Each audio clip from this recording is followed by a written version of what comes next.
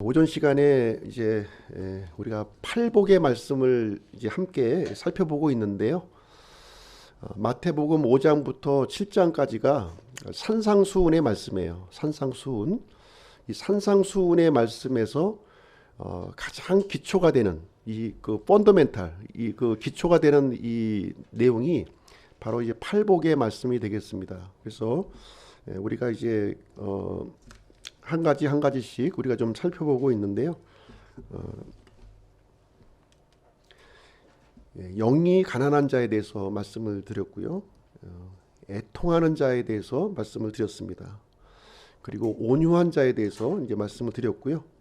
오늘은 의에 줄이고 목마른 자에 대해서 함께 살펴보는 그런 시간을 갖도록 하겠습니다. 하나님을 향하여 영이 가난한 사람이 복이 있는 거예요. 하나님을 향하여 이 마음이 부요하고 마음이 딱딱한 사람들은 복을 받을 수가 없어요. 영이 가난해야 이제 우리가 복을 누리게 됩니다. 두 번째로 하나님을 향하여 애통하는 마음이 있어야 된다는 거예요. 애통하는 마음이 참 나의 죄에 대해서 나의 잘못된 부분에 대해서 애통하는 마음이 가질 때 하나님께서 복을 허락해 주십니다. 그리고 하나님을 향하여 온유한 자가 또 복을 받는 거예요. 온유한 자. 특별히 이제 땅을 상속받을 것이다 이렇게 이제 약속을 해 주셨습니다. 오늘은 의에 줄이고 목마른 자에 대해서 함께 살펴보도록 하겠습니다. 의에 줄이고 목마른 자들은 복이 있나니 그들이 배부를 것이기 때문이요 이렇게 기록하고 있습니다. 아주 짧은 문장이죠. 이 짧은 문장을 가지고 오늘 아침에 한 단어 한 단어 한번 살펴보도록 하겠습니다. 의에 줄이고 목마르다 하는 말은 우리에게 의가 있다는 말입니까? 의가 없다는 말이에요.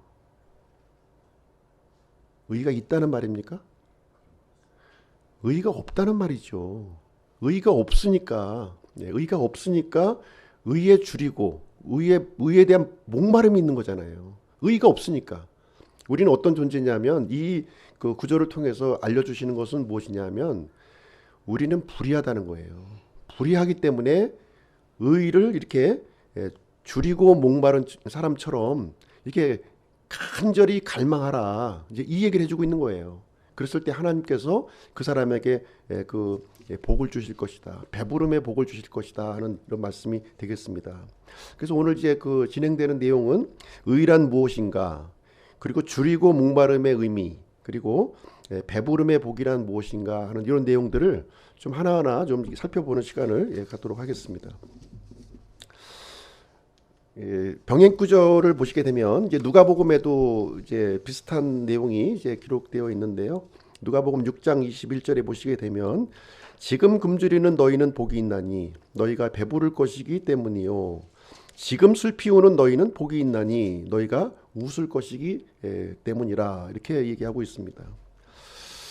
누가복음 말씀은 좀 이제 실질적인 그 내용을 우리에게 알려주고 있죠. 실질적인 거예요. 진짜 내가 이제 배가 고프고 또 이렇게 그 슬픔을 가운데 있는 사람들이 이제 복을 이제 누리게 될 것이다 이렇게 얘기해주고 있습니다. 굉장히 역설적인 말씀이죠. 어떻게 보면 참 내가 지금 부유하고 내가 이렇게 좀 해피하고 이랬을 때 좀 복이 주어질 것 같은데 이 하나님 말씀에는 정반대로 지금 기록하고 있는 거예요. 그래서 지금 굶주리는 자 복이 있다. 지금 슬피 우는 자 복이 있다 이렇게 얘기해 주고 있는데요. 이 내용은 무슨 얘기냐면 굶주려 본 자, 이렇게 또 슬피 울어 본 자만이 진정한 배부름과 진정한 웃음을 이렇게 소유할 수 있다는 거예요. 배고파 보지 않은 사람, 또 울어보지 않은 사람은 이렇게 뭘 먹을 걸 갖다 주고 배부른 환경이 주어진다 할지라도 그것을 복으로 이렇게 받아들여지지가 않는다는 것을 여기서 얘기해 주고 있습니다. 자, 그럼 이제 의에 대해서 한번 볼게요. 의란 무엇인가? 의라고 하는 것은 영어로 righteousness라는 단어를 사용하고요. 예, 그리스어는 또 좀 더 복잡해요. 예, 디카요시네라는 단어를 사용하고 있고요. 히브리어로는 이제 체데크라는 단어를 사용하고 있습니다.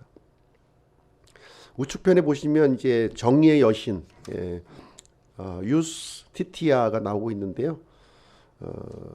우리나라 이제 이제 모습은 또 좀 바꿔놨죠.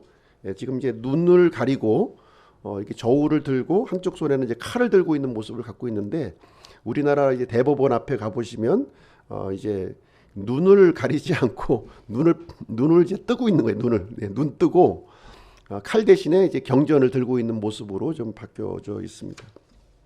그래서 이 의라고 하는 것은 이 법정 용어예요. 예, 법정 용어, 법정 용어. 그래서 올바름, 공의, 예, 거룩함 이런 의미를 이제 가지고 있습니다.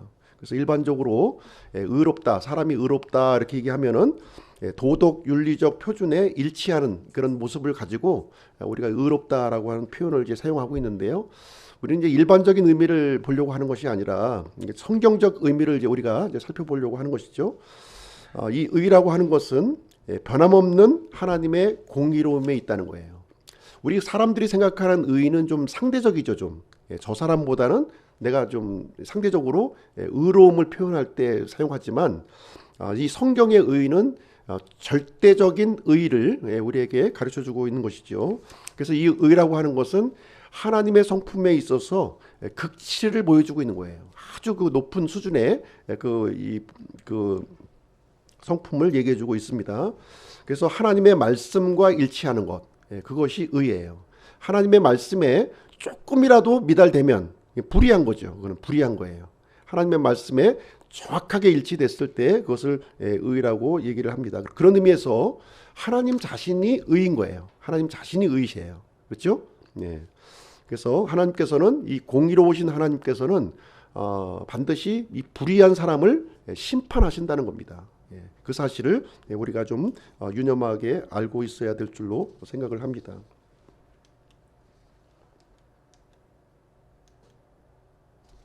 그래서 이제 성경에 의하면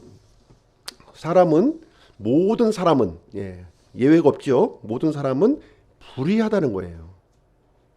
아니, 나는 뭐 감옥 간 일도 없고, 뭐 도둑질할 일도 없는데 왜 나보고 불의하다고 하느냐, 이렇게 얘기하실 분들이 있겠어요.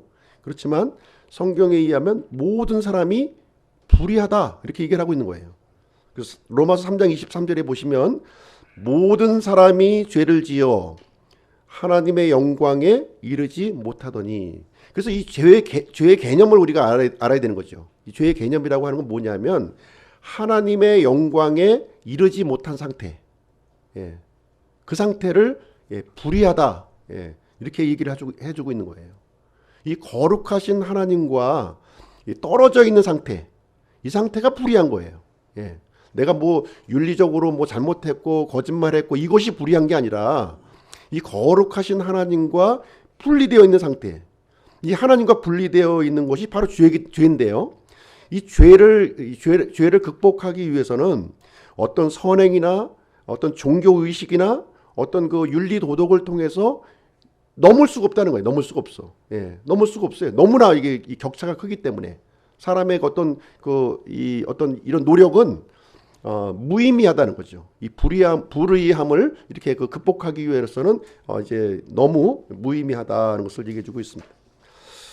그래서 하나님께서는 이제 우리 사람들에게, 이 불의한 사람들에게 의를 주시기 위해서 한 가지 이제 방법을 이제 강구하신 거예요. 한 가지 방법을 강구하셨는데, 요 내용을 한번 보겠습니다. 대속물을 통한 의예요. 대속물을 통한 의. 그러니까 이 불의한 사람은 스스로 의롭게 될 수가 없기 때문에 이 대속물을 통해서 의로움을 우리에게 넣어주시는 거예요. 그 방법을 하나님께서 이제 주시는데, 우리 한자어를 보시게 되면 의라고 하는 단어가 있죠. 이 의란 단어를 이제 한번 자세히 보시게 되면 양이 있고요. 양이 있고, 그 다음에 그 손 숫자가 있고요. 그 다음에 창과자가 있는 거예요. 창을 손으로 잡고, 예, 그래서 양을 이렇게 희생시킨 그 희생을 통해서 내가 하나님의 의로움을 얻을 수 있다. 이렇게 이제 성경에서는 이제 알려주고 있는 것입니다. 그래서 이 의라고 하는 것은 이렇게 내가 나의 어떤 노력과 선행으로 하나님께 받아들여지는 것이 아니라, 그렇죠? 예, 그 나를 대신한 이런 희생물, 대성물을 통해서 하나님께 받아들여진다 하는 의미를 여기서 포함하고 있는 것입니다. 예. 그리고 또 한 가지 개념을 한번 좀 보시게 되면요, 이제 구속을 통한 의예요. 구속을 통한 의. 예, 창세기 15장 6절 우리가 다 이제 잘 알고 계신 말씀이죠. 여기 보시게 되면 아브라함이 주를 믿으니 그분께서 그것을 그에게 의로 여기시고 이렇게 하셨어요. 이제 성경에서 의라고 하는 단어가 처음 등장하는 거예요. 첫 번째로 등장하는 이제 내용인데요. 여기 보시면 아브라함이 어떻게 하니? 주를 믿으니 그분께서 그것을 그 믿는 것을 그에게 의로 여겨주셨다 이렇게 말씀하고 있는 거예요. 요걸 한번 좀 설명을 좀 드리겠습니다. 아브라함은 하나님 앞에서 그 죄인이었죠. 죄인이었다는 거예요. 불의한 존재였어요. 그렇죠? 예. 믿은 후에 이제 의롭게 여겨진 것이고 그 전에는 불의한 그 아브라함이었습니다. 그렇죠? 예, 불의하다고 하는 것은 무엇이냐면 이제 여기 빚 문서가 하나 있잖아요. 빚. 예. 빚을 졌다는 거예요. 빚. 예. 죄를 지었다. 성경에서는 죄를 지었다, 빚을 졌다고 하는 것이 같은 의미로 사용하는 겁니다. 같은 의미예요. 그래서 죄를 짓게 되면 이 죄는요 반드시 대가를 지불해야 되는 거예요. 그렇죠? 그래서 성경에 죄의 삭은 사망이요 이렇게 얘기하고 반드시 죄는요 무엇으로 갚아야 된다? 사망, 죽음으로 갚아야 된다는 것이 하나님께서 정해놓으신 법칙이에요. 의로우신 하나님이 정해놓으신 법칙이라는 거예요. 그럼 이걸 갚기 위해서는 어떻게 되느냐? 내 스스로는 갚을 수가 없어요. 나는 파산 상태이기 때문에 누군가 대신 갚아주셔야 돼. 그래서 하나님께서 대신 갚아주시겠다고 하는 그 지불 약속을 해주셨다는 거예요. 예, 해주셨어요. 지불 약속. 예. 대신 그 사람이 갚아야 될 그 죄값을 대신 갚아주게 하겠다고 하는 이 지불 약속을 해주셨다는 거죠. 그래서 아브라함은 이 하나님께서 하신 이 말씀을 믿었다는 거예요. 믿으니까 하나님께서는 아브라함에게 무엇을 넣어주셨냐면 하나님의 의를 넣어주신 거예요. 하나님의 의를 넣어주니까 이 하나님의 의는 아브라함이 갖고 있었던 모든 죄를 다 탕감하고 탕감했을 뿐만 아니라 탕감하고 또 의를 더 주신 거예요. 예. 의가 더 남은 거예요. 갚고도 충분했다는 거죠. 예, 충분한 그 의로움을 이제 이 아브라함에게 주셨다. 그래서 비록 아브라함은 파산 상태였고 하나님 앞에 불의한 존재였어요. 그러나 하나님께서 전능자 하나님께서 약속하신 이 약속의 말씀을 믿었을 때에 이 죄 문제, 부채 문제가 다 해결되었을 뿐만 아니라 더 넉넉함을 하나님의 의로움을 소유하게 되었다 이렇게 얘기를 해주고 있는 것입니다. 그래서 이것이 바로 이제 구속을 통한 의예요. 그러니까 내 힘으로 안 되니까 다른 사람이 내 빚을 대신 탕감해주고 그러고서 내가 이제 얻는 그런 그 자유로움 그것을 얘기해주고 있는 것이 성경에서 말하고 있는 우리 사람들이 받는 의예요. 그것을 얘기해주고 있습니다. 그래서 하나님의 계획을 보시게 되면 하나님께서 이렇게 이 불의한 사람들을 사랑하시기로 작정하셨다는 거예요. 이게 중요한 겁니다. 이게 비록 불의하고 이 죄를 지은 파탄난 존재지만 그럼에도 불구하고 사랑하시기로 작정하셨다는 거예요. 이 불의한 사람은 하나님께 절대로 받아들여 줄 수가 없는 그 상태였었죠. 그래서 반드시 죄 문제가 이제 해결이 되어야 되는데 인간 스스로 해결을 할 수 있는 방법은 뭐냐? 그냥 죽는 거예요. 죄값으로 내 죄값으로 그냥 스스로 죽는 거예요. 그런데 하나님께서는 인간 스스로가 해결할 줄 못할 것을 아시고 그 해결책으로 뭘 약속하셨다? 중재자를 약속하셨다는 거예요. 중재자. 예. 아브라함의 씨로 오실 그 중재자를 약속하셨는데 바로 이것이 지불 약속이라는 거죠. 하나님의 이 중재자를 이제 앞으로 보내주시겠다고 하는 것이 이제 지불 약속이 되겠습니다. 그래서 이 지불 약속에 대한 내용이 바로 구약 성경의 역사예요. 하나님께서 이 중재자를 보내주시겠다고 하는 그 창세기 15장의 이 약속을 계속해서 이 하나님의 열심으로 이루어가고 있는 역사가 구약 성경 전체의 내용입니다. 그래서 하나님께서는 많은 인간 통치자를 보내주셨고, 많은 인간 제사장을 보내주셨고, 많은 그 인간 대원자들을 보내주셨어요. 그래서 이 통치자, 인간 제사장 대원자들이 이제 가리키는 것은 무엇이냐? 하나님께서 보내실 완전한 중재자, 그분을 예표하고 있는 거예요. 그렇죠? 예, 그분을 이제 기다리는 거죠. 그 죄 문제를 해결하실, 우리 부채 문제를 해결하실 메시아를 기다리라 하는 것이 되겠습니다. 그래서 신약 성경에 와서는 이 구약 성경의 이 내용을 이제 구체적으로 실체적인 진실로 우리에게 이제 보여주고 있는데요. 이 내용이 로마서 3장 21절 22절의 이제 내용이 되겠습니다.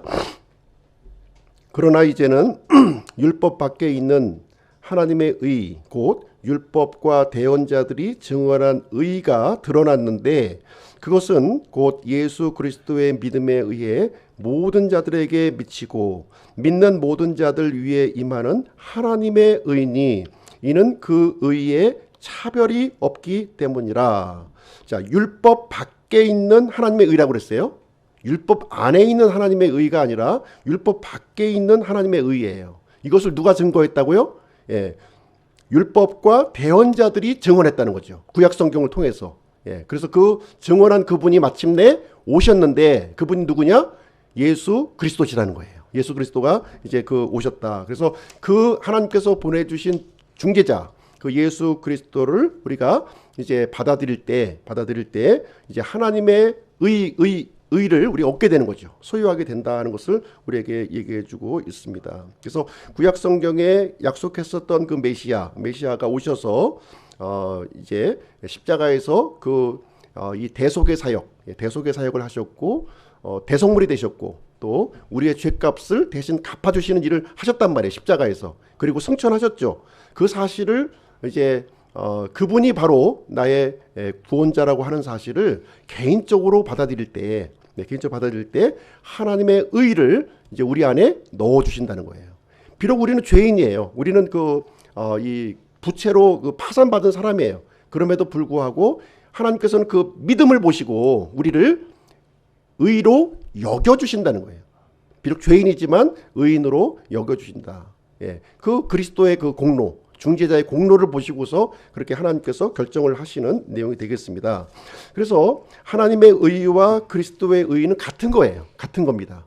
하나님께서 넣어주시려고 하는 의의 실체가 바로 그리스도의 의라는 거예요. 예, 그것을 이제 성경에서 얘기하고 있는 것입니다. 그래서 예수님께서는 약속대로, 구약에 기록된 그 약속대로 율법의 모든 요구를 이렇게 다 순종하신 거예요. 이 땅에 오셔서. 다 오셨습니다. 그래서 사람의 몸을 입고 이 땅에 오셨고 십자가에서 이렇게 고난을 받으셨고 그 다음에 죽은 자 가운데 부활하셨고 하늘에 승천하시는 그 일을 하게 된 것입니다.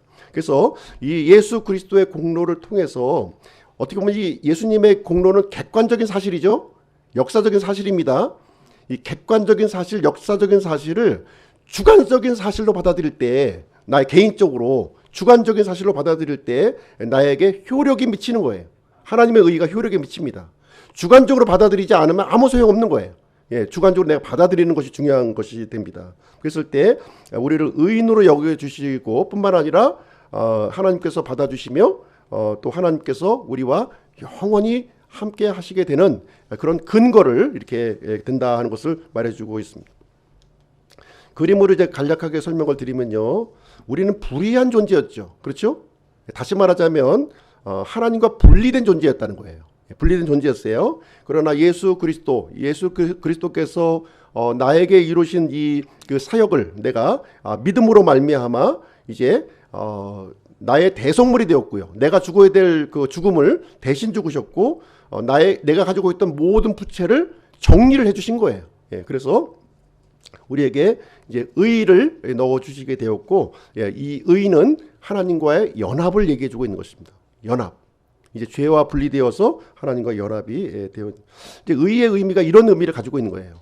내가 열심히 뭐 이렇게 선행하고 착한 일 해가지고 의로움을 받는 것이 아니라 하나님께서 나에게 불의한 나에게 넣어주신 것이 하나님의 의인데 그냥 넣어주는 것이 아니라 하나님께서 준비하신 그 이 중재자를 나의 중심에 받아들일 때 하나님께서 나를 의롭게 불의하지만 의롭게 여겨주신다는 내용이 되겠습니다. 자, 두 번째로 이제 줄이고 목마름의 의미에 대해서 좀 말씀을 드리도록 하겠습니다. 자, 줄인다. 줄인다 하는 것은 이 그리스어로 이제 페이나오라고 하는 단어를 사용하고 있는데 이 줄인다고 하는 뜻은 무엇이냐면 이제 아주 극심한 굶주림이에요. 진짜 내가 나에게 밥 한 숟가락 주지 못하면 난 죽을 것만 같은. 그냥 뭐 먹어도 그만 안 먹어도 그만이 아니라 절실하게 필요한 거예요. 절실하게.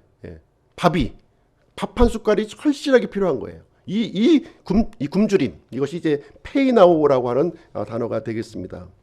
그리고 이제 목마르다 하는 이제 표현을 하고 있는데요. 목마르다 하는 것은 그리스어로 딥사오라는 단어를 사용하고 있는데 역시 마찬가지입니다. 타는 듯한 갈증이에요. 타는 듯한 갈증. 그러니까 이 부자가 지옥에 가서 나사로한테 물 한 방울을 요청하지 않습니까? 그 갈증이에요. 그 갈증이 있는 거예요. 그 갈증을 얘기해 주고 있습니다. 그래서 우리 사람들의 마음 속에는 여러 가지 목마름이 있어요. 그렇지 않습니까? 여러 가지 목마름이 있어요. 예술에 대한 목마름이 있는 사람은 뭐 예술가가 되는 거고요. 그렇죠? 그다음에 음악에 대한 목마름이 있으면 음악을 또 이렇게 하게 되고 또 운동에 목마름이 있는 사람은 또 운동을 하게 되는 거예요. 그리고 뭐 학문에 목마름이 있는 사람은 또 학문의 길을 우리가 가게 되는데 지금 성경에서 오늘 얘기하고자 하는 의에 대한 목마름, 이 의에 대한 목마름은 이 사람의 근본적인 목마름을 얘기하고 있는 거예요. 실질적인 목마름. 지금 이제 이 예술이나 음악이나 운동이나 학자하는 이것은요 진정한 목마름을 대체하기 위한 대체물에 불과한 거죠. 이 본질은 의에 대한 목마름이 우리에게 있어야 된다는 것을 우리에게 알려주고 있는 내용이 되겠습니다. 세상 사람들은 이 의에 대한 목마름을 이제 다른 것으로 자꾸 이제 대체를 하고 있는데요. 어떻게 대체하냐면 디모데후서 3장 1절부터 4절까지 내용을 보시게 되면 마지막 때에 이제 사람들의 모습을 이제 거기 설명을 쭉 해주고 있어요. 쭉 해주고 있는데 그 내용에서 이제 사람들의 아주 독특한 특징이 무엇이냐면 자기를 사랑한다는 거예요. 자기를 사랑해. 그리고 탐욕을 사랑하는 거예요. 뭔가 막 그냥 소유하려고 하는 그런 갈망이 우리 속에 있는 것이고요. 또 쾌락, 이 쾌락을 쫓는 그런 갈망이 있다는 거예요. 이 마지막 시대의 그 사람들의 모습이 되겠습니다. 그리고 이기적이고 자기중심적인 욕구로 이렇게 가득히 우리 마음속을 지배하게 될 것이다. 이것을 앞으로 이제 그 마지막 때에 진입하게 되면서 지금도 이런 특징을 가지고 보이고 있죠. 점점 더 심해질 것을 우리에게 이제 강조하고 있습니다. 이것은 하나님께서 원하시는 갈망이 아니라 거짓된 갈망이라는 거예요. 위장된 갈망이라는 거예요. 위장된 갈망. 실질적인 갈망이 아니라는 것이죠. 그래서 결국은 마음을 부패하게 만들어 버리고요. 진리에 이르지 못하게 됩니다. 그래서 결국은 믿음을 갖지 못하도록 이렇게 만들어진다는 것을 얘기해 주고 있습니다. 그러면 이제 우리가 진정한 갈망을 가져야 되겠죠? 진정한 갈망. 진정한 갈망이 뭐냐? 아모스서 8장 11절에 보시면 주 하나님이 말하노라 보라 날들이 오리니 내가 그 땅에 기근을 보내리라. 그것은 빵으로 인한 기근도 아니요 물로 인한 갈증도 아니며 오직 주의 말씀들을 듣는 것에 대한 기갈이니라 이렇게 얘기하고 있습니다. 실질적인 이제 본질적인 이 갈망이 이제 있다고 하는 사실을 하나님께서 우리에게 알려주시고 있는 거예요. 이 본질적인 갈망을 다른 것으로 대체하지 말라는 거예요. 눈에 보이는 것들, 어떤 이기적인 것들, 이런 쾌락이나 자기 사랑의 방법으로 이것을 바꾸지 말라는 내용이 되겠습니다. 그래서 진정으로 우리가 갈망해야 될 것은 무엇이냐? 첫 번째로 구원을 갈망하라는 거예요. 구원받지 않은 사람은 구원을 갈망하셔야 돼요. 구원을. 예. 이 갈망이 있어야 돼요. 그래야 구원을 받는 겁니다. 구원에 대한 갈망이 없으면요, 구원 받을 수 없어요. 예. 이 갈망이 있어야 된다. 구원을 받았다면 그 다음에 예수님을 갈망하라는 거예요. 예수님 뜨겁게 갈망해야 된다는 거예요. 우리 마음속에. 예. 예수님에 대한 갈망 때문에 여기 오셨습니까? 예, 그런 거예요. 예수님의 갈망을 오셔야 되는 거예요. 예. 세 번째로 다스림의 갈망이 가지라 이렇게 얘기를 해주고 있습니다. 그러면 첫 번째로 구원을 열망하라는 것을 보겠습니다. 구원을 열망해야 돼요. 구원. 찾는 자에게 주어지는 거예요. 찾지도 않는 사람에게 그냥 하늘에서 이렇게 그냥 뭐 이렇게 떨어져 가지고 주는 것은 절대로 없습니다. 구원을 열망하셔야 돼요. 디모데전서 2장 4절에 보시게 되면 그분께서는 모든 사람이 구원을 받고 진리를 아는 데 이르기를 원하시느니라 이렇게 얘기하고 있습니다.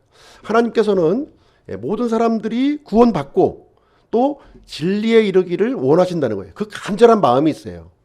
예. 그래서 우리 사람들은 이 하나님께서 원하시는 이 구원을 열렬하게 열렬하게 갈망해야 될 것을 얘기해 주고 있습니다.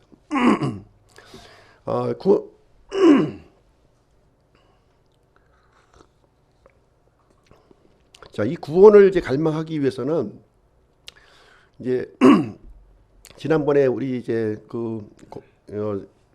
권자매님 시어머니 이제 때 우리가 이제 말씀을 드렸지만 이 죽음이라고 하는 이 단어가 주는 세 가지 메시지를 분명하게 우리가 알고 있어야 돼요.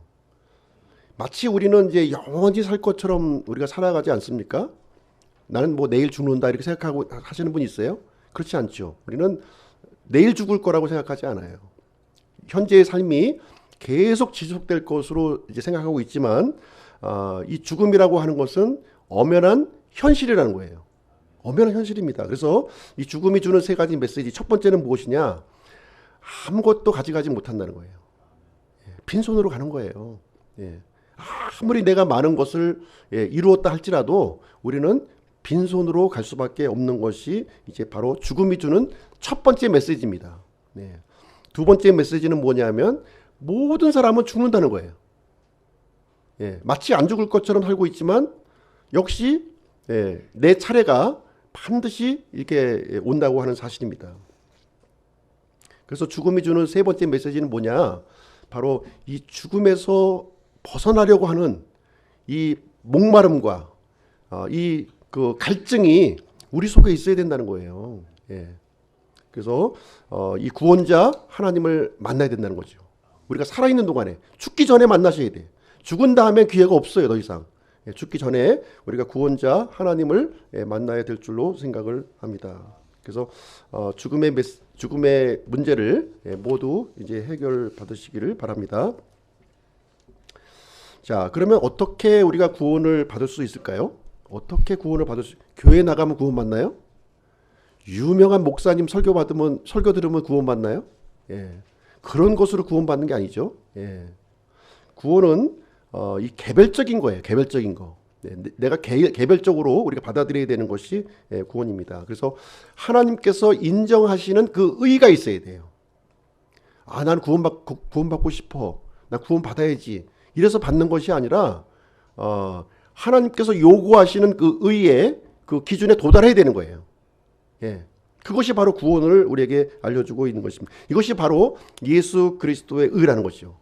예수 그리스도의 죽음과 이 부활을 통해서 우리에게 알려주셨고요. 예수님이 하나님께로 갈 수 있는 유일한 길이요, 유일한 진리요, 유일한 생명이라고 우리에게 말씀을 해주셨습니다. 그래서 우리가 구원받는 것은 바로 이제 어떤 외부적인 행동을 통해서 받는 것이 아니라 예수 그리스도를 소유하는 거예요. 소유하는 것이 이제 그래서 예수님을 소유한다고 그러니까 이제 예수님 뭐 그냥 소유해 버리지 뭐. 그냥 소유해 주지 그냥. 이것이 아니라는 거예요. 우리가 하나님의 말씀을 이제 구원이라는 말씀을 우리가 이해할 때는요, 두 가지 측면을 다 보셔야 되는 거예요. 이 좋은 면만 보시면 안 돼. 우리가 믿는다고 해서 만사형통됩니까? 그렇지 않아요. 예. 안 좋은 부분도 너무 많아. 근데 좋은 부분만 막 강조해가지고 예수님을 믿으라고 그래. 당연히 믿죠. 근데 안 좋은 부분도 말씀을 해줘야 된다는 거예요. 예. 균형 있게 말씀을 해줘야죠. 안 좋은 부분이 있어요. 예. 욥과 같은 사람은 얼마나 큰 고난을 받았습니까? 사도 바울도 고난 받고 순교하지 않았어요. 그런 부분이 있다는 거예요. 그 헌신된 영역이 분명히 있다고 하는 사실을 우리가 알 필요가 있습니다. 그래서 우리가 구원을 받고 싶다 하는 것은 무엇이냐면 이제 내가 이 죄와 마귀를 거부해야 된다는 거예요. 거부함으로 나타나는 거예요. 내가 여전히 세상을 사랑하고 여전히 죄 가운데 있으면서 내가 예수님을 믿는다? 이거는 논리적으로 안 맞는 말이라는 거예요. 내가 예수님을 나의 구원자로 믿는다면 죄에 대한 거부가 있어야 된다는 거예요. 예, 마귀를 대적하는 마음이 그 마음을 가지고 내가 예수님을 소유를 해야 된다는 거예요. 예, 그거 중요한 겁니다. 그래서 요한 1서 5장 12절에 보시면 아들이 있는 자에게는 생명이 있고 하나님의 아들이 없는 자에게는 생명이 없느니라 이렇게 얘기를 해주고 있습니다. 그래서 예수님이 내가 소유하고 있느냐 안 하고 있느냐에 따라서 천국과 지옥의 갈림길이 이렇게 결정이 된다는 것을 여기서 얘기를 해주고 있습니다. 그래서 예수님을 내가 구원자로 믿는다고 하는 것은 내가 이제 더 이상 옛 생활의 그 방식, 내가 주인이 되어서 살아가는 방식에서 180도 돌아서서 예수님의 뜻을 따라서 살아가게 된 그 결단이 전제가 돼야 되는 거예요. 그냥 믿어주지가 아니에요. 이거는 그렇게 한다고 해서 이 하나님이 내 마음 속에 들어오시지 않죠. 그렇죠? 이 부패한 마음에 어떻게 들어옵니까? 회개하는 마음에 이 상한 심령에 우리 마음 속에 들어오는 거지. 그 상한 심령이 아닌데도 불구하고 예수님이 우리 마음 속에 들어오지 않는다는 거예요. 자, 두 번째로 예수님을 열망하라는 거예요. 우리 마음 속에 보배를 다 갖고 계십니까? 우리 마음속에 보배가 있으세요? 보배이신 예수 그리스도가 있으십니까? 그렇다면 이 보배를 열망하라는 거예요. 열망하라. 그래서 요한복음 17장 3절에 보시면 영생은 이것이니 곧 그들이 유일하신 참 하나님인 아버지와 아버지께서 보내신 자 예수 그리스도를 아는 것이니이다. 예수 그리스도를 우리가 구원자로 우리가 받아들였다면 이 예수님이 어떤 분이신지 알고자 하는 열망이 있어야 된다. 열망. 그 갈망이 있어야 된다는 거예요. 그 갈망을 얘기해 주고 있습니다. 예수님이 누구십니까? 아버지께서 보내주신 자 이렇게 얘기를 해주고 있고요. 아들 하나님이시라는 거예요.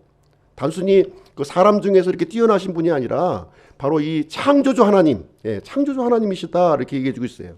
이분이 이 우리를 위해서 중재자가 되어 주셨고 대속물이 되어 주셨고 구원자가 되어 주신 분이라는 거예요. 어떻게 이분에 대해서 다 안다고 얘기할 수 있어요? 우리는 아무리 이분에 대해서 알려고 해도 참 그 티끌만한 부분밖에 알 수가 없는 것인데 마치 이 예수님을 다 아는 것처럼 얘기하시는 분들이 너무 많이 있다는 거죠. 예수님을 통해서 이제 하나님의 사랑이 우리에게 흘러 들어왔습니다. 예수님을 통해서 로마서 5장 8절에 보시게 되면 우리가 아직 죄인이었을 때에 그리스도께서 우리를 위해 죽으심으로써 하나님께서 우리를 향한 자신의 사랑을 당당히 제시하시느니라. 예수님께서 우리가 죄인이었을 때, 하나님과 원수 되었을 때에 우리를 대신해서 죽으셨다 이렇게 얘기해 주고 있어요. 아니 이 세상에 나를 대신해서 죽을 사람이 어디 있어요? 나의 빚을 대신 갚아줄 사람 있겠습니까?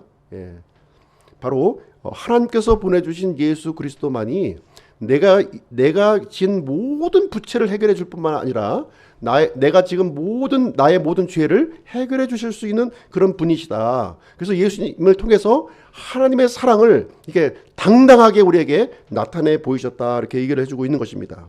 그래서 예수님은 나의 죄를 대신해서 죽으신 분이에요. 죄의 대속물이 되어 주셔서 하나님의 의를 우리에게 전가시켜 주신 것입니다. 내가 잘나서 의롭게 된 것이 아니라 이 전가된 의를 우리가 받고 있는 거예요. 그렇죠? 예. 그래서 영원히 죽을 수밖에 없던 이 존재를 영원한 생명을 가지고 살아갈 수 있도록 해주셨다는 겁니다. 바로 이것이 이제 하나님의 사랑이라고 우리에게 알려주시는 그런 내용이 이제 되겠습니다. 자, 믿음이라고 하는 것은 이제 이 십자가에 응답하는 거예요. 십자가. 예수님께서는 십자가에서 이렇게 나의 대속물이 되어 주시면서 프로포즈를 하신 거예요. 프로포즈. 예. 십자가에 달리셔서 우리에게 프로포즈를 해주셨어요. 예. 오직 나를 통해서만이 하나님께로 나아갈 수가 있고 이 진리를 얻을 수가 있고 생명을 얻을 수 있다고 하는 사실을 이 역사적으로 이제 공표해 주신 거죠. 역사적으로 공표해 주셨어요. 그래서 이 예수님을 어떻게 모셔요? 나의 남편으로 이제 받아들이는 거예요. 이 프로포즈에 대해서 남편으로 받아들이는 거예요. 유일한 남편으로 이제 받아들이는 것이 바로 이제 구원이 되겠습니다. 그래서 이 십자가에서 이제 보여주신 이 사랑을 내 마음 속에 받아들이는, 담는 거예요. 예, 담는 겁니다. 마치 사랑하는 남자의 이 구애를 이제 여인이 받아들이는 것과 같은 거예요. 예, 그 사랑을 받아들이는 겁니다. 그래서 이제 그분이 누구신가? 그분을 이제 알아가는 거죠. 예, 알아가는 거예요. 처음부터 다 알고 받아들이지 않을 거 아니에요. 이제 하나씩 예, 알게 됩니다. 우리가 결혼 생활하면서부터는 이제 남편에 대해서, 아내에 대해서 알아가죠. 어떤 모습을 알아갑니까? 이런 인간이었어. 이런 여인이었어. 이 모습을 발견하죠. 그렇죠. 그러나 예수님에 대해서는 그런 것이 아니라 그 엄청난 이 하나님의 성품에 관련된 것들을 우리가 알아가게 되는 거예요. 예, 예수님은 결함이 없으신 분이라는 거죠. 그렇죠? 사람과 다르신 분이에요. 그래서 이 예수님을 알아가고 또 예수님과 함께하고 싶은 거예요. 예, 사랑하면서 그냥 그 서울하고 부산에서 사는 사람 있습니까? 예, 그렇지 않죠. 사랑하면 참 KTX를 타고서라도 그렇지 않나요? 예, 비행기를 타서라도 오잖아요. 예, 이게 있는 거예요. 이 절절한 마음, 이 갈급한 마음, 반드시 내가 가야겠다고 하는 이 절절함이 있는 것입니다. 그래서 예수님을 이 사랑하는 열망이 우리에게 있어야 될 줄로 생각을 합니다. 그래서 예수님은 우리 인생의 모든 문제에 대해서 해답을 주시는 분이라는 거예요. 예. 문제가 있으십니까? 예. 어려움이 있으세요? 예. 예수님께서 이 문제를 우리에게 해답을 주신다고 말씀해주고 있습니다. 때로는 이 지혜, 아이디어를 우리에게 주시고요. 또 능력을 주시고, 극복할 수 있는 능력을 주시고, 또 분별력을 주시고, 또 보호와 인도를 통해서 그 문제를 없애버리는 것이 아니라 그것을 극복할 수 있도록 이렇게 우리를 해 주십니다. 시편 23편 4절에 보시면 참으로 내가 사망의 그늘진 골짜기를 다닐지라도 해악을 두려워하지 아니하리니 주께서 나와 함께 계시며 주의 막대기와 주의 지팡이가 나를 위로하시나이다. 이렇게 고백을 하고 있습니다. 우리가 인생길을 이렇게 살아가다 보면 어려운 일을 만날 거예요. 그렇죠? 사망의 그늘진 골짜기를 우리가 걸어갈 때가 있습니다. 그럴 때 우리가 해악을 두려워하지 않을 것은 이 구원자 예수님이 나와 함께 하고 있다고 하는 사실, 내 손을 붙들고 있다고 하는 사실이에요. 이것이 큰 우리에게 위로와 격려가 된다는 것을 우리에게 알려주고 있는 사실입니다. 세 번째는요, 그리스도의 그 다스림을 열망하라는 거예요. 그리스도의 다스림을 열망하라. 이 그리스도의 다스림을 이제 열망하기 위해서 반드시 우리가 해야 될 것이 뭐냐면 나를 부인하셔야 돼. 나를 붙들고 있으면서 그리스도의 다스림 속으로는 절대로 들어갈 수가 없어요. 나를 부정하셔야 돼요. 나를. 절대적인 요건입니다.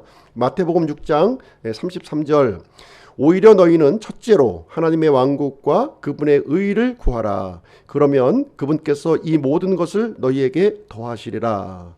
그래서 이제 이 하나님의 왕국과 그분의 의를 이제 구하라 이렇게 하고 있죠. 이 구하라고 하는 것도 그냥 단순히 이렇게 찾는 것 정도가 아니라 열렬하게 구하라는 거예요. 열렬하게.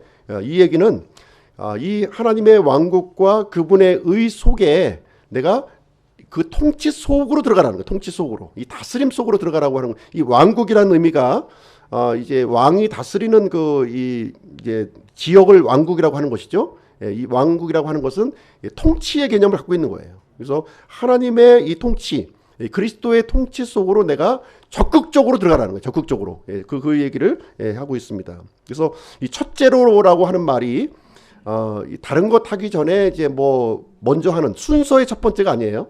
이것은 최고의 그 가치를 얘기해 주고 있는 거예요. 최고의 가치. 그러니까 하나님의 왕국과 그분의 의를 최고의 가치로 두라는 겁니다. 이 핵심적인 가치로 두라는 것이죠. 우리가 살아가면서 보면 이제 충돌이 일어나죠. 이 하나님의 왕국과 이 세상적으로 내가 해야 될 일과 충돌이 일어나요. 그렇죠? 어떤 뭐 중요한 그 사람을 만날 수도 있고요. 어떤 중요한 이 내용을 어떻게 계약하는 그런 상황에 도달할 수가 있습니다. 그랬을 때 어떻게 하라고요? 뭐 매주 드리는 예배인데 다음 주에 드리고 오늘 중요한 내일 해야지. 이거는 다스림 속에 들어가 있는 것이 아니에요. 이것은 이 하나님의 왕국과 이 의를 이용하고 있는 사람이에요. 그 사람은 이용하는 거예요. 예. 분명한 이런 핵심적인 가치가 우리 마음속에 확고하게 자리 잡혀야 된다는 거예요. 예. 흔들리지가 않아. 그래야 이 하나님의 왕국과 예수님의 의의가 내 마음속에 확고하게 자리 잡고 있으면요, 흔들리지가 않아. 우리가 부부 사이도 마찬가지 아니에요? 나의 아내와 나의 남편이 내 마음속에 확고하게 자리 잡고 있으면 다른 남자나 다른 여자의 눈길이 돌아갑니까? 돌아갈 수도 있겠죠. 그죠? 솔직히 얘기하면. 안 된다는 그러면요. 예. 진짜 다스림에 들어가 있다면 진짜 돌아가지 않는 거죠. 예. 돌아가지 않는 겁니다. 마음을 뺏길 수가 없는 거예요. 예. 그래서 이 다스림 속에 들어간다고 하는 것은 나에게 주어진 이 시간, 나에게 주어진 이 물질, 나에게 주어진 이 재능, 나에게 주어진 이 모든 역량이 여기로 집중이 되는 거예요. 다른 것들은 이렇게 뿌옇게 보이는 거예요. 뿌옇게. 예. 이 핵심적인 그 가치는 아주 선명하게 보이는 것이고요. 나머지는 뿌옇게 뭐 별 대수롭지 않은 거예요. 대수롭지 않게 보이게 되는 거예요. 그게 내가 다스림 속에 들어가 있는 그런 상태를 얘기해 주고 있습니다. 그래서 이제 그 믿음과 순종의 관계를 한번 좀 보실 텐데요. 요즘에 이제 이 믿음의 문제를 너무 강조하다 보니까 이 순종하는 것이 이게 뭐 이렇게 필요하냐. 순종을 굉장히 경시하는, 그 경시하는 풍조가 굉장히 이제 많이 있습니다. 우리가 성경을 읽고 하나님의 말씀을 읽을 때는 이렇게 종합적으로 우리가 접근을 해야 됩니다. 한쪽 말씀만 이렇게 편중적으로 받아들이게 되면 기형적인 믿음을 갖는 거예요. 두 말씀을 같이 보셔야 돼. 같이 같은 부분을 이렇게 알려줘야지 한 부분만 막 강조를 하게 되면 기형적인 믿음을 우리가 갖게 되는 겁니다. 그래서 우리 로마서에 보면 믿음으로 의롭게 된다 이렇게 기록하고 있어요. 근데 야고보서를 보니까 행위로 의롭게 된다 얘기를 하고 있죠. 믿음으로 의롭게 됩니까? 행위로 의롭게 됩니까?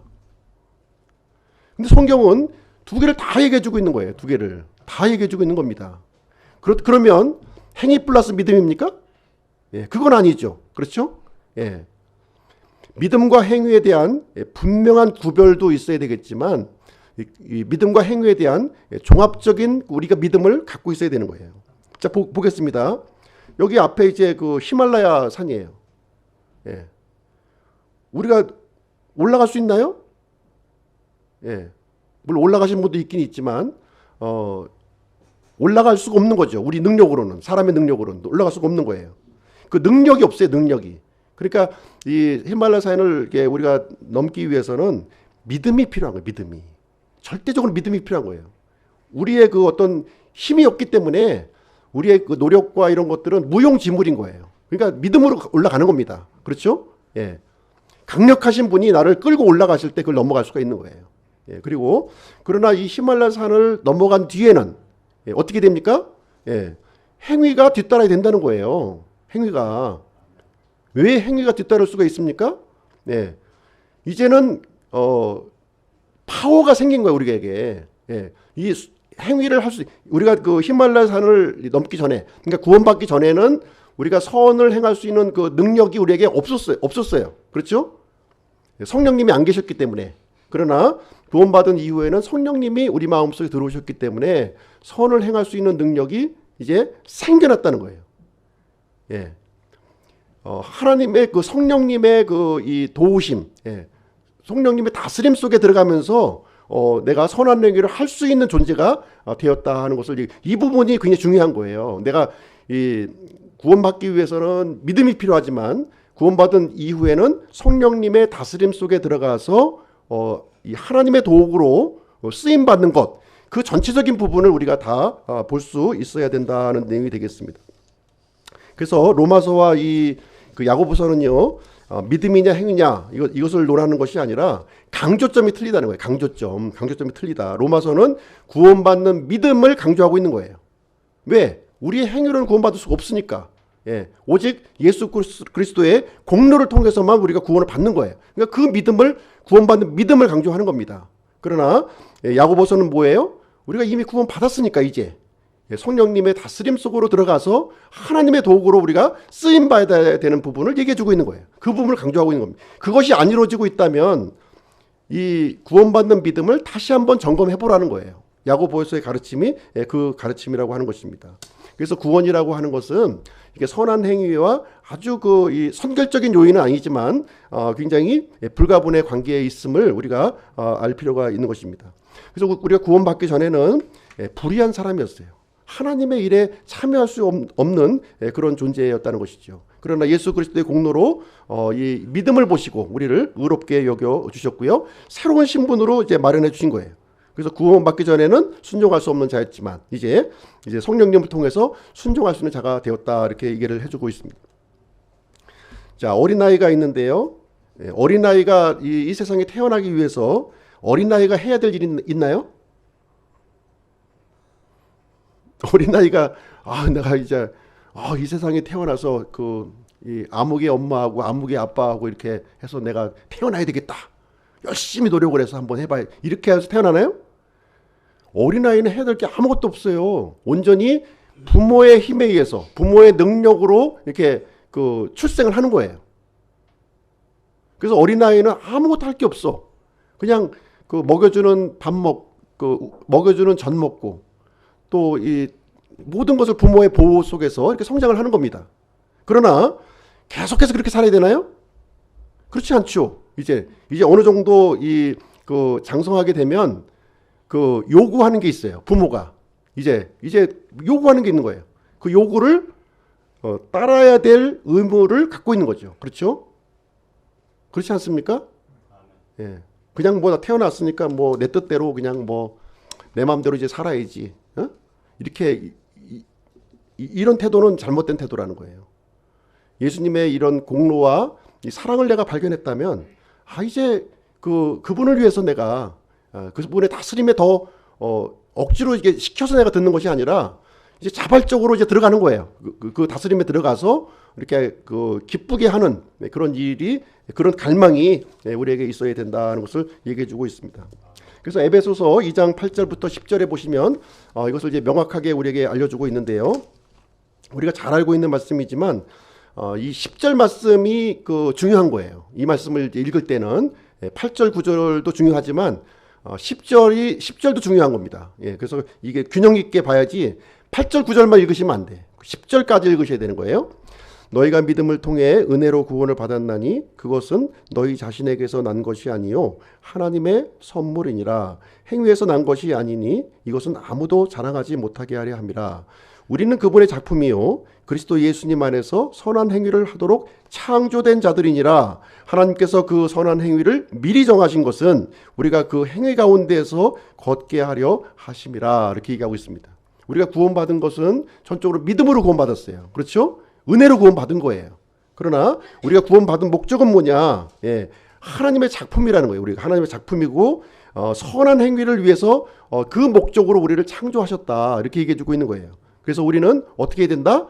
그분의 다스림 속으로 이렇게 들어가기를 열망하고 갈망해야 된다는 거예요. 예, 나 이제 구원받았으니까 이제 천국 가는 이 티켓을 땄으니까 이제부터 내 마음대로 살아야지, 내 방식대로 살아야지가 아니라는 거예요.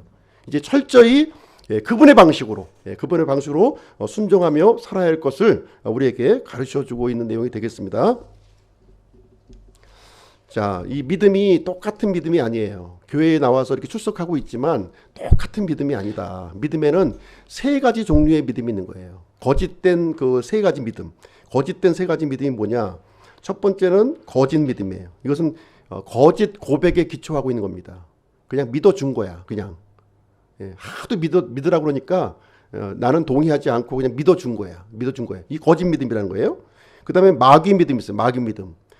이 성경에 대한 지식은 내가 받았어요.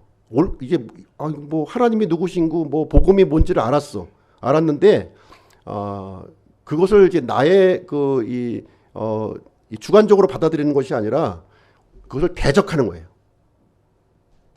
교회를 세우라고 부름을 받았는데 교회를 허물어 버려. 복음을 전하라고 했는데 복음을 핍박하는 그런 것이 바로 마귀의 믿음이 이제 되겠습니다. 그 다음에 죽은 믿음이 있어요. 죽은 믿음은 뭐냐? 죽은 믿음은 이 말씀이 이렇게 전해지잖아요. 하나님의 말씀이 하나님의 말씀은 이렇습니다. 이렇게 얘기하는데 전혀 알아듣지 못해. 이것이 도대체 무슨 말인지 몰라.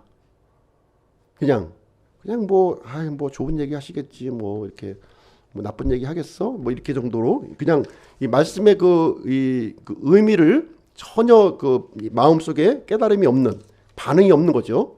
반응이 없는 그런 믿음이 죽은 믿음이 이제 되겠습니다.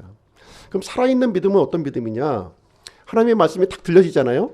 거기에 반응한다는, 워킹을 한다는 거예요. 워킹을 하는 거예요. 그 살아있는 말씀이에요. 이 말씀에 대한 깨달음과 이 반응이 있느냐 없느냐를 가지고 우리가 이제 이 살아있는 믿음이냐 죽은 믿음이냐 하는 것을 알 수가 있습니다.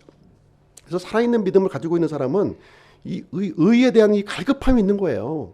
어떻게 하는지 알고 싶은 나의 이런 이 처지를 이렇게 벗어나고 싶은 이런 갈망이 있는 것입니다. 그래서 순종의 의지가 있는 거죠. 비록 잘 안 되긴 하지만 그래도 자꾸 또 다시 일어나서 하려고 하는 그런 마음이 자꾸 생긴다는 거예요. 그렇죠? 그 부분이 자꾸 이제 이렇게 선순환적으로 발전돼 나아가는 것을 우리는 볼 수가 있는 것입니다. 그래서 믿는 자의 이 정체성, 이제 이 믿는 사람이라고 하는 것은 이 부름받은 사람이라는, 우리가 부름받은 사람이라고 하는 사실을 잊지 않아서 됩니다. 그래서 어디서 부름받았냐? 바로 죄에서 부름을 받았고, 죄로부터 부름을 받았고, 죽음에서 부름을 받았고, 마귀로부터 부름을 받았다는 거예요. 이제 그럼 우리는 어떤 삶을 살아야 될 거예요?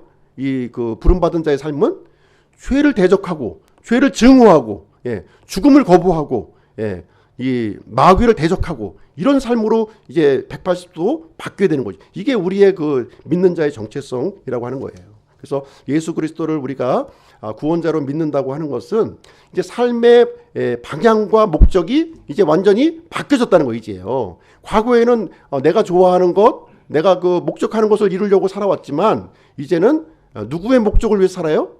하나님의 목적, 그리스도의 목적을 위해서 그 방향이 선회되었던 것을 얘기해주고 있습니다. 그래서 어떻게 하든지 이 어려운 상황에서도 하나님의 뜻을 내가 이렇게 순종하고자 하는 그런 마음이 이제 있는 거죠. 비록 교회에 못 나오지만 내가 왜 교회에 못 나갔을까? 우리가 이 영상으로라도 내가 또 봐야 되겠다. 이런 갈망이 우리 속에 있어야 된다는 거예요. 그냥 그것조차 없다면 이제 문제가 있다는 것이죠. 그래서 구원받았지만 그냥 믿은 것뿐이고 과거의 삶이나 믿은 후의 삶이나 전혀 이렇게 변함이 없다. 목적이나 방향이 변함이 없다 하면은 뭔가 하나님의 의가 들어오지 않았다고 하는 것을 우리가 좀 분별할 필요가 있겠습니다. 그래서 우리가 이제 다스림 속에 이렇게 들어가기 위해서는요. 이 다스림 속에 들어가기 위해서는 사실 우리 노력으로 안 돼요. 안 됩니다. 우리가 뭐 연초에 성경 좀 일독해야 되겠다 결심하셨지만 또 안 되시는 분들 많잖아요. 그죠? 우리의 노력과 결심은 자꾸 이렇게 쉽게 무너질 수밖에 없는 연약함을 갖고 있습니다. 그래서 우리가 이제 그러나 이 성령님의 다스림 속으로 들어갔을 때, 그 다스림에 들어갔을 때는 자연적으로 이루어지는 거예요. 주님께 가까이 하게 되면 자동적으로 이게 이루어진 것을 우리는 볼 수가 있습니다. 그래서 이 성령님의 이 욕심과 이 육신의 욕심이 이렇게 서로 반대되는 거죠. 이렇게 하나가 늘어나면 하나가 줄어들고 하나가 또 줄어들면 하나가 늘어나는 그런 이 모습을 보고 있는데요. 갈라디아서 5장 16절에 보시면 그런즉 내가 이것을 말하노니 곧 성령 안에서 걸으라. 그러면 너희가 육신의 욕심을 이루지 아니하리라. 이렇게 하고 있습니다. 육신의 욕심을 이루지 않으려고 막 애쓸 필요가 없다는 거예요. 그냥 성령님 안에서 내가 걸어가는 것을 선택하면 자동적으로 육신의 욕심은 이루어지지 않는다. 이렇게 얘기를 해주고 있는 거예요. 그래서 우리가 적극적인 다스림 속으로 들어가는 게 필요하다. 지금 이제 이 코로나 어려움이 많죠. 예, 어려움이 많어. 그러니까 집에서 쉬어야지 이렇게 생각하시는 게 아니라 더 적극적으로 말씀과 기도와 예배의 자리, 은혜를 받는 자리, 이 성도의 교제의 자리를 적극적으로 들어가는 거예요. 적극적으로. 적극적으로. 그랬을 때 이 육신의 욕심들이 이렇게 제어가 되고 이렇게 없어지는 것을 우리가 경험하게 되는 것입니다. 자, 배부름에 대해서 말씀드리겠습니다. 마지막으로 배부름에 대해서. 이 배부름이라고 하는 것은 이제 포만감이에요. 한마디로 얘기하면 이렇게 계속해서 차고 넘치는 이런 포만감을 배부름으로 얘기해주고 있습니다. 근데 이 배부름은 이제 배불렀다가 또 배고픈 게 아니라 완전한 배부름이죠. 그렇죠? 완전한 배부름을 얘기해주고 있습니다. 요한복음 6장 54절, 55절, 6절 한번 보겠습니다. 누구든지 내 살을 먹고 내 피를 마시는 자에게는 영원한 생명이 있나니 마지막 날에 내가 그를 일으키리라. 내 살은 참으로 양식이요 내 피는 참으로 음료이니 내 살을 먹고 내 피를 마시는 자는 내 안에 거하며 나도 그 안에 거하느니라. 참 이해할 수 없는 말씀이죠.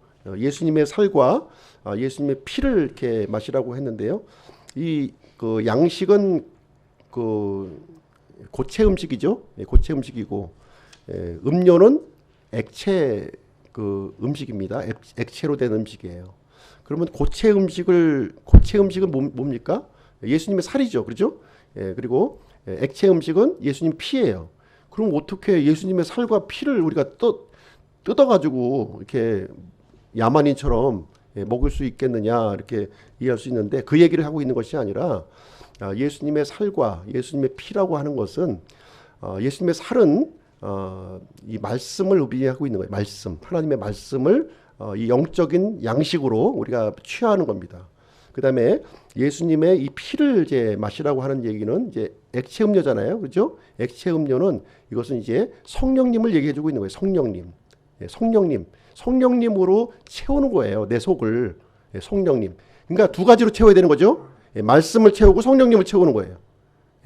그러니까 우리가 말씀을 자꾸 지식적으로만 받아들이는 사람이 있어요. 지식적으로. 가르치려고, 다른 사람 가르치려고. 내가 너보다 더 많이 알지? 하면서 이렇게 우월감을 갖기 위해서 취하시는 분들이 있다는 거예요. 이 지적인 이런 것은 상당히 좋은 거예요. 좋은 거지만, 이거는 고체 음식만 계속 먹게 되면, 변비에 걸리는 거예요. 변비. 그렇죠? 액체 음료를 드셔야 돼요. 같이. 성령님을 같이 드셔야 돼요. 성령님의 다스림이 내가 먼저 적용이 돼야지. 자꾸 이 말씀을 가지고 이 잣대를 다른 사람에게만 적용을 해버리니까 이제 문제가 되는 거죠. 그렇죠? 계속 문제가 되는 거예요. 그래서 이 성령님으로 채워야 되는 거예요.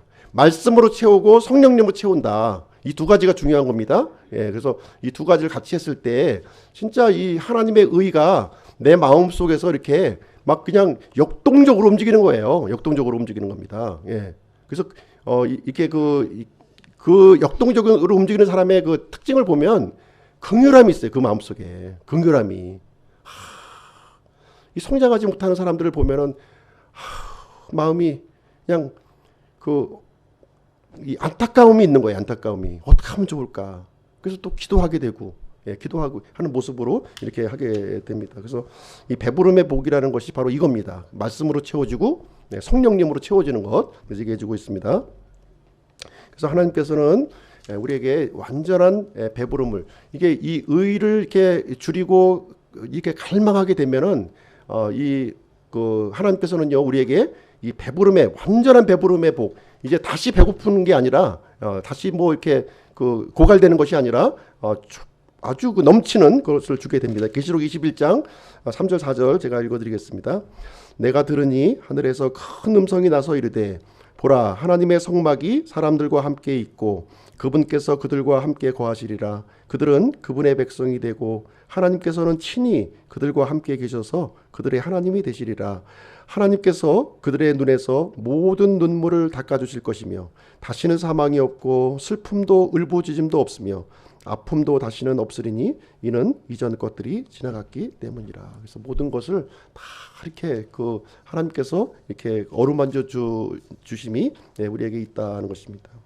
그래서 의를 갈망하는 자, 의를 이렇게 참 간절히 이렇게 좀 찾는 사람들에게는 하나님께서 주신다는 사실입니다. 그래서 최고의 가치죠. 의가 바로 예수 그리스도예요. 예수 그리스도로 우리가 가득히 말씀과 성령님으로 우리가 체험을 받았을 때 이 그리스도의 의가 우리 마음 속에서 가득히 이렇게 채워지는 이 포만감을 우리에게 진정한 만족을 누리게 될 것을 얘기해주고 있습니다. 결론을 내리도록 하겠습니다.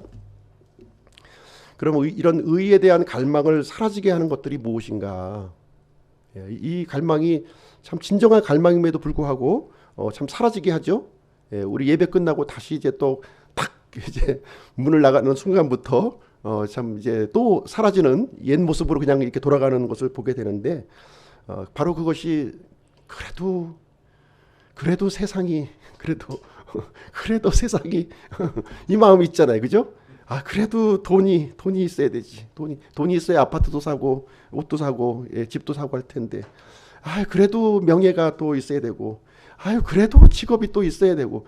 아니 뭐 하나님 말씀 듣는다고 뭐 떡이 나와. 뭐가 나와. 그래도 이런 그 평범한 일상 속에 이렇게 또 파묻혀 버리는 것. 이것이 바로 또 의의를 또 사라지게 만드는 거예요. 이 의의를 갈망한다고 해서 직업도 안 갖고 그냥 그 하나님 말씀만 뭐 들고 파라는 것이 아닙니다. 우리가 하늘 시민으로 살면서 이 땅의 시민으로 살죠. 그렇지만 하늘 시민으로 우리가 산다고 해서 이 땅의 일을 완전히 무시하는 게 아니에요. 더 열심히 하는 겁니다. 그 존 낙스 같으신 분은 스코틀랜드 아니면 나에게 죽음을 달라 이렇게 얘기했어요. 그러니까 더 내 민족, 내 나라 사랑하는 거예요. 내 가정 사랑하는 겁니다. 내 남편, 내 가족 사랑하는 거예요. 그것으로 나타나는 겁니다. 그래서 우리가 이 참 뭐 의를 갈망한다고 해서 이제 거룩한 뭐 이것만 내가 찾는 것이 아니라 진짜 나에게 주어진 일을 최선을 다해서 하는 거예요. 하나님께서 주신 지혜와 이 능력을 가지고 최선을 다하고 책임을 다하고 그런 모습으로 나타나는 것을 얘기해주고 있습니다. 그래서 의에 대한 갈망이 핵심적으로 최고의 가치로 놓여 있다는 것이지 그 이 세상 일을 다 뭐 없애버리라는 얘기는 아니다. 이것을 이해해 주시면 되겠습니다. 하나님께서 준비해 주신 그리스도의 의를 결사적으로 갈망하고 배부름의 이 복을 누리는 우리 기쁨교회 성도님들이 되시기를 축복드립니다. 기도하고 마치도록 하겠습니다.